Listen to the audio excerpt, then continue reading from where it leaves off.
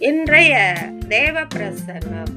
கர்த்தருக்கு பிரியமான தேவனுடைய பிள்ளைகளே, இந்த நாளில் இன்றைய தேவ பிரசன்னத்துக்குள் பிரவேசித்து கர்த்தருடைய வேத வசனங்களை நாம் தியானிப்போம். ஆமென்.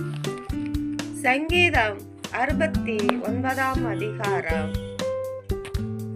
29 வசனம்.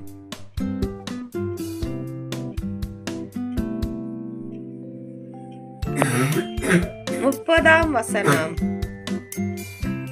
32 வசனம், 33 வசனம் ஆகிய வசனங்களை நாம் வாசிக்க கேட்போம். ஆமென். நானோ சிறுமையும் துயரமும் உள்ளவன்.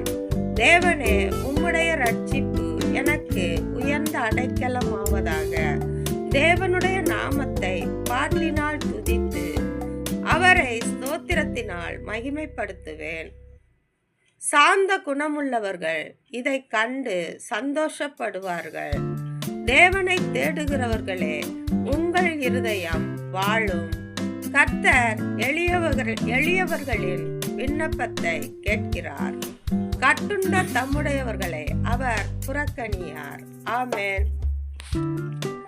கர்த்தருக்கு பிரியமான தேவனுடைய பிள்ளைகளே, சிறுமையும் எளிமையுமான பிள்ளைகளுக்கு தேவன் மிகுந்த ரட்சிப்பாய் இருக்கிறார். அவருடைய நாமம் அவர்களுக்கு உயர்ந்த அடைக்கலமாய் இருக்கிறது. ஆமென். அப்படிப்பட்ட தேவனை நாம் ஸ்தோத்தரித்து அவருக்கு துதி பலிகளை செலுத்தி மகிமைப்படுத்துவோம். சாந்த குணமாய் இருக்கிற தேவன் நம்முடைய ஸ்தோத்திர பலியின் சத்தத்தை கேட்டு மகிழ்வார். அப்படிப்பட்ட தேவனை நாம் ஸ்தோத்தரித்து மகிழும் பொழுது நம்மிடத்தில் உள்ள துக்கம் நம்மை விட்டு வெட்கித்து ஓடி போகும். நம்முடைய இருதயம் சந்தோஷமாய் வாழும். ஆமென். கர்த்தர் எளிமையுள்ள பிள்ளைகளின் விண்ணப்பத்தை மனம் விரும்பி கேட்கிறார்.